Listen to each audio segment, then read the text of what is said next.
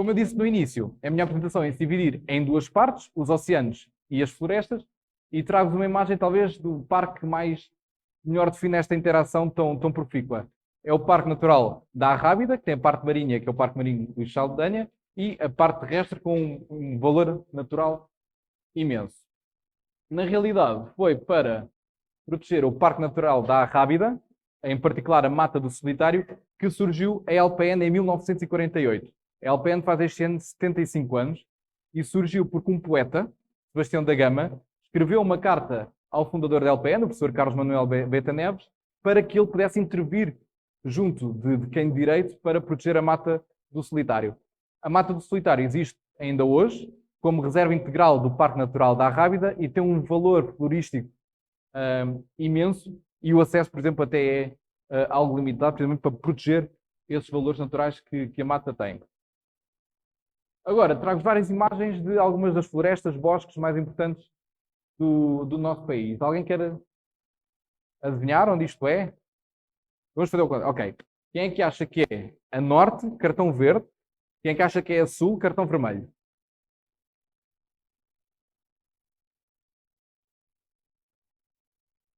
Norte. Ok. Está certo. Certo. É na zona centro. Portanto, é na zona centro. Portanto, foi para vos enganar. É o cartão, exato, o cartão amarelo. Portanto, isto é uma imagem da Mata Nacional do Bussaco. Portanto, zona centro. Lá está. Esta também, como não há cartão amarelo, e portanto é impossível fazer, é da Serra da Lousã. Esta é do Alentejo, mas podia ser do Alto Alentejo. É uma área de montado e é talvez um dos melhores exemplos de ecossistema onde a intervenção humana pode ser feita de um ponto de vista sustentável. O montado é um sistema agro-silvopastoril, portanto, que é gerido pelo homem há milhares de anos e que depende, na realidade, da ação do homem para manter a sua biodiversidade. Esta talvez fosse fácil, não é norte nem a sul, é nas ilhas, portanto, é a floresta Laurisilva, e existe nos Açores, na Madeira, também nas Canárias.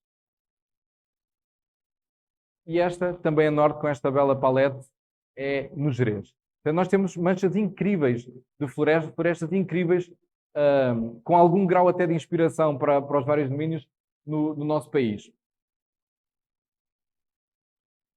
Esta, vermelho para se é cá, verde para se é no estrangeiro.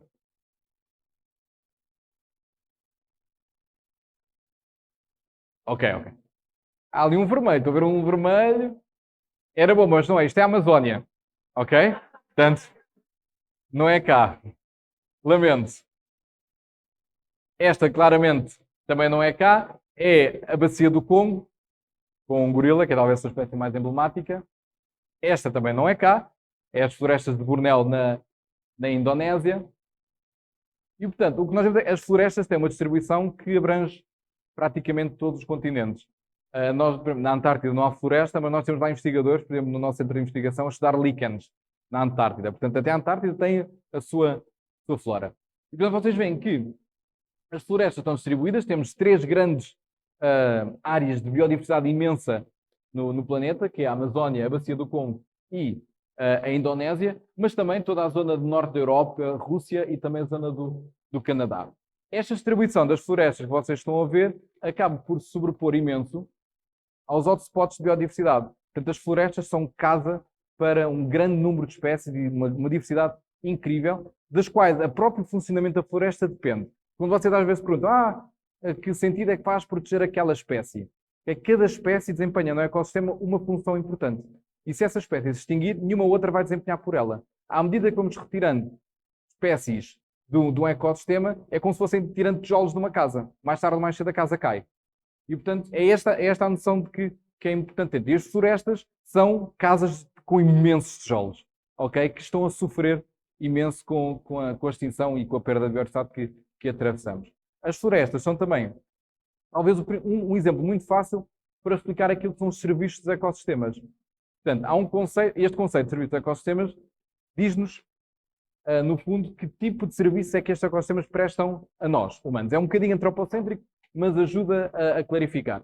Existem vários tipos, por exemplo, provisão. As florestas dão-nos, por exemplo, alimento, tem um impacto muito também importante em tudo o que é regulação de várias medidas climáticas, como por exemplo na regulação do clima, na regulação da água, na regulação da erosão, na limpeza e purificação do ar, em sistemas de suporte, como por exemplo a formação de solo e o ciclo dos nutrientes, e o solo é um parente pobre enorme da conservação, e por fim os serviços culturais. Vocês, muitas vezes, quando vão passear, quando vão de férias, além da costa, quando vão para dentro, muitas vezes vão para áreas de florestas. E, portanto, até do ponto de vista turístico, por exemplo, as florestas têm importância. Além de toda a beleza e toda a inspiração que garantiram a inúmeros artistas e inúmeros poetas, e, portanto, também ter esse impacto na nossa cultura. Existe, como não vos vou perguntar se conhecem, já sei que não conhecem os livros vermelhos, a lista vermelha da flora vascular, que nos indica quais as espécies portuguesas que estão com algum grau de ameaça. Trago-vos aqui uma, por exemplo, que tem um produto engraçado que é o teixe, que se encontra em perigo, e são várias as espécies que estão em perigo. Há uma criticamente em perigo, por exemplo, que é o carvalho de Monchique, que só existe na Serra de Monchique, no Algarve, e portanto as plantas têm uma dificuldade que os animais não têm, na realidade, é que as plantas não se movem.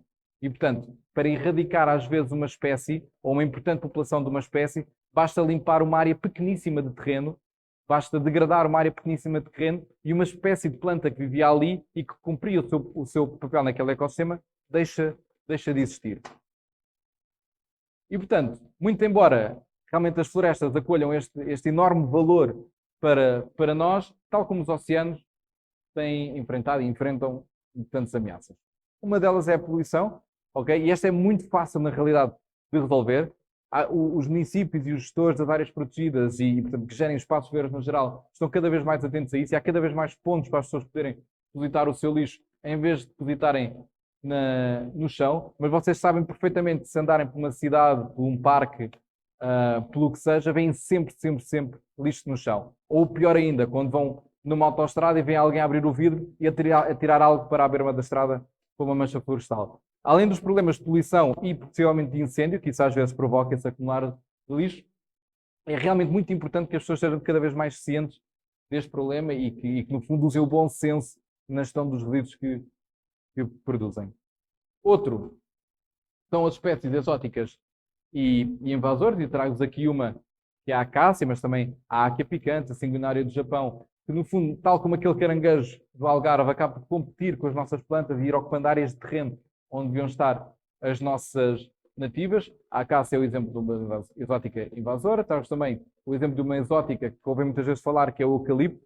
E o problema do eucalipto é muito complexo, é um problema que todos os verões nós ouvimos falar, e depois, com o aproximar do Natal, ele vai desaparecendo porque o Natal é mais importante.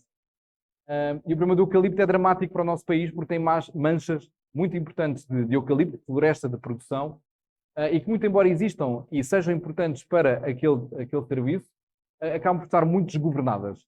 Portanto, há manchas por todo o nosso país e a sua gestão é que acaba só o ordenamento do território e a permissividade daquilo que as nossas leis permitem para plantar novo eucalipto ou em áreas onde está a floresta nativa são o principal problema, além de ser uma árvore que arde muito bem. As alterações climáticas também afetam as florestas. Vocês sabem perfeitamente, isto é uma imagem do nosso verão, cá. Portanto, Portugal está muito sujeito ao avanço das alterações climáticas e à degradação das suas florestas por via disso, por via de incêndios. Os incêndios fazem parte do clima mediterrâneo. Vocês, na altura do verão, reparar que geralmente há incêndios na bacia do Mediterrâneo, portanto, Portugal, Espanha, França, Itália, Grécia, incêndios muito grandes, e há sempre incêndios na Austrália e na Califórnia. Okay? E estas três regiões têm o nosso clima, o clima mediterrâneo. Portanto, os incêndios fazem parte do nosso clima, na forma de gestão da paisagem e, de certa forma, acabam de ter algum grau de naturalidade. O problema é que este grau de naturalidade está completamente escondido face aos incêndios que têm origem antropogénica. Quer seja pelo avanço das alterações climáticas, por estarem a surgir cada vez mais e com maior força, quer seja por outros tipos de delitos que os provoquem. Os incêndios são muito devastadores para as nossas florestas. Entre espécies invasoras e incêndios, estes são os dois principais fatores que empurraram as nossas florestas para um péssimo lugar a nível europeu. As florestas e as dunas de Portugal são os nossos principais ecossistemas ameaçados e degradados. Mas já vamos ver também um exemplo de como é que isso se pode reverter. Outro é a desflorestação. Isso é um problema que acontece mais ou menos cá, mas que não é a imagem mais visível deste problema. O principal é na Amazónia, por exemplo, e naquelas 3 florestas que eu mostrei, Amazónia, Congo e Indonésia. Isto é um dos motivos da desflorestação, é a mineração por metais preciosos e pedras preciosas, como os brasileiros chamam o garimpo ilegal é um dos problemas e está muito, muito ligado não só à degradação de ecossistemas, mas também à criminalidade, e portanto é um problema muito difícil de resolver, tem impactos não só no ambiente, mas também nas culturas indígenas no Brasil. Os terrenos desflorestados no Brasil também servem muitas vezes para a produção de gado. Portanto, gado esse cuja carne acaba por alimentar muitos milhões de pessoas em todo o mundo, incluindo aquela que é importada para a Europa, mas já vamos ver um bocadinho mais sobre isso.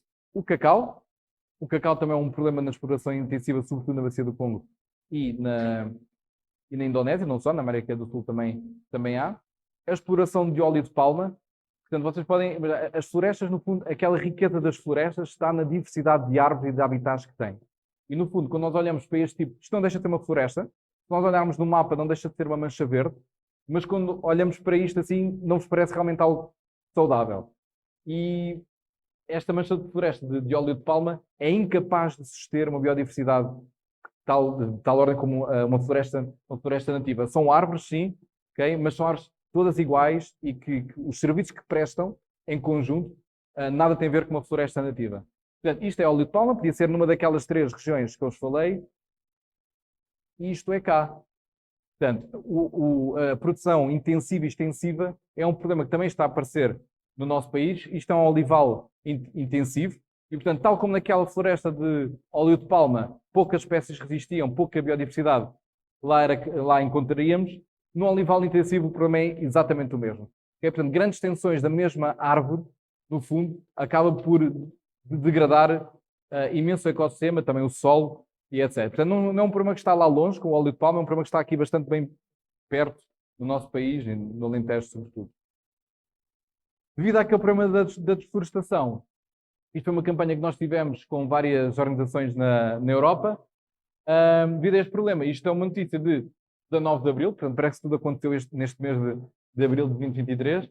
O Parlamento Europeu aprovou precisamente uma nova legislação para combater a desflorestação mundial. E como é que isso vai ser feito? Através, por exemplo, do controlo do tipo de produtos que são importados para a Europa. Portanto, lá está. Até este nível de consumo dos produtos que nós usamos no nosso dia-a-dia tem realmente impacto, às vezes que não o sentimos aqui em Portugal, mas noutras regiões do mundo tem um impacto devastador.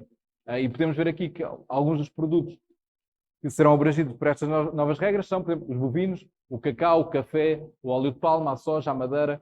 Portanto, vários produtos dos quais que acabam por integrar, às vezes, sem nós sabermos, objetos comuns e produtos comuns que usamos no dia-a-dia. Também as florestas padecem de novas ameaças.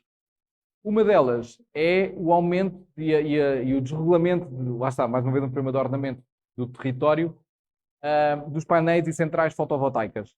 Portanto, por cada área que é ocupada, e lemos aqui o título, a manchete do jornal, isto é uma notícia de 2020, mas mais uma vez é um problema que vão ouvir muito este ano, porque há um grande incentivo para que isto avance rapidamente. Portanto, as áreas de painéis fotovoltaicos muitas vezes não olham ao valor, ao património natural da área onde estão a ser implementados. E isso é um problema. Se calhar estes painéis solares, em vez de estarem numa bela planície alentejana, podiam estar nos telhados das nossas casas. Os telhados das nossas casas não têm árvores, não têm pousa, os pomos vão poder continuar a pousar lá, os pardais também, mas se calhar não estavam a devastar uma área com um valor ecológico importantíssimo. Portanto, tudo isto lá está, toda a gente concorda que a transição energética é importante, é só uma questão de fazê-la da melhor forma para depois daqui a uns anos não olharmos para trás e nos arrependermos da forma como fizemos esta transição importante. Portanto, esta lista é exatamente a mesma, ok? Manter sempre informado, mas agora trago-vos outro problema mais verde, que é o greenwashing. O greenwashing vai ser um problema que lá está muito ligado à desinformação, às vezes desinformação subtil, que as marcas e não só acabam por tentar vender os seus produtos com categorias de verde, de ser reciclável, de ser friendly, de ser amigo do ambiente, de ser natural. E isto é muito importante de perceber se é verdade ou não. Muitas destas manchetes ficam bem, porque as marcas sabem que a sociedade se está a mover neste sentido, de olhar para estes produtos mais sustentáveis, mas muitos deles não são assim tão sustentáveis e escondem claros problemas para o ambiente. Outro, reduzir a pegada, portanto, mais uma vez esta mensagem que não vou reforçar, mas no vosso dia a dia há várias coisas que vocês sabem de certeza o que fazer e é só uma questão de implementarem. Podem não achar que só vocês fazem a diferença, mas fazem, ok? Porque nunca são só vocês, há sempre mais pessoas a fazer e à medida que vão propagando a mensagem, mais pessoas o farão. Outra das coisas que podem fazer no vosso dia a dia, nesta escolha de produtos, é, por exemplo, vocês sabem perfeitamente que as mercearias a granel são mercearias cada vez mais comuns e que permitem evitar o desperdício alimentar, no sentido em que compram aquelas quantidades mais controladas. Um exemplo talvez um bocadinho caricato, em vez de comprarem bananas internacionais da Colômbia, por exemplo, por que não banana da Madeira? Está muito mais perto, o transporte é muito menor. Isto é um problema de camadas, é um problema em camadas. E outro talvez muito fácil e visual é quando forem comprar produtos que podem ter origem nas regiões tropicais, nestas florestas, é olharem para este tipo de selos. Oi? Eu não toquei. Podem passar para trás, por favor? Este selo da Rainforest Alliance é apenas um dos exemplos, ok, de entidades que certificam estes produtos e dizem basicamente que eles, da forma como estão a ser produzidos, não estão a ter impactos significativos no ambiente. Tal como olhamos para este, podemos olhar, por exemplo, para o FSC, que é o que certifica, por exemplo, a madeira e a origem da madeira, e que também tem uma associação em Portugal, que é a FSC Portugal. Outra das coisas mais comuns e que está a acontecer, sobretudo em meio urbano, é o aparecimento de hortas urbanas, e, portanto, mais uma vez, produzir localmente, reduzir todo o dispêndio de energia e de consumo que o transporte acarreta para que os alimentos nos cheguem, no fundo. Agir, mais uma vez, e aqui está um exemplo de algo também muito comum que é o plogging, já ouviram de certeza, portanto é aliar o desporto em meio florestal a esta recolha de resíduos, não custa nada, é bom, sempre vão fazendo os agachamentos e portanto o exercício compensa ainda mais. A plantação de árvores, atenção que a plantação de árvores é talvez das ações mais benéficas, muitas vezes vendidas com algum greenwashing. Okay? A plantação de árvores não é útil em todas as épocas do ano. Okay? Não importa só plantar árvores, importa garantir que as árvores depois lá ficam e que crescem. Okay? Portanto, em vez de andarem a plantar árvores em todas as alturas do ano, certifiquem-se que quando essa ação ocorrer, realmente faz sentido naquela altura, se vai ter recurso depois para a floresta crescer, porque muitas das plantações de árvores a que nós temos assistido, no fundo, depois não dão em nada.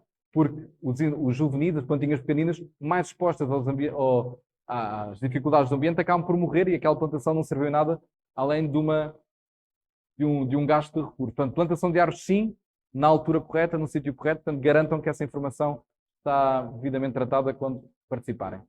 Mais uma vez, não me canso de dizer, portanto, não prescindem de expressar a vossa opinião. Sempre tiverem algo a dizer, digam a quem quer que seja. Lá está, o debate de ideias é algo que nos faz crescer a cada um de nós e, portanto, não devem nunca prescindir de expressar a vossa opinião. Unir a quem faz a diferença. E eu, se calhar, vou poupar-me aqui ao vídeo porque sei que já estou um bocadinho em cima da hora. Tinha um vídeo, este é um exemplo da Quinta da Moenda, que é uma área florestal da LPN em Vila Nova de Poiares. Era uma área dominada pelo eucalipto e que neste momento tem carvalhos, faias, tem uma linha de água recuperada e em que nós promovemos a regeneração natural. Portanto, erradicamos as invasoras, estamos a limpar tudo o que não é nativo e a floresta está a surgir. Se procurarem, este vídeo está no YouTube, no YouTube da LPN, sobre a Quinta da Moenda.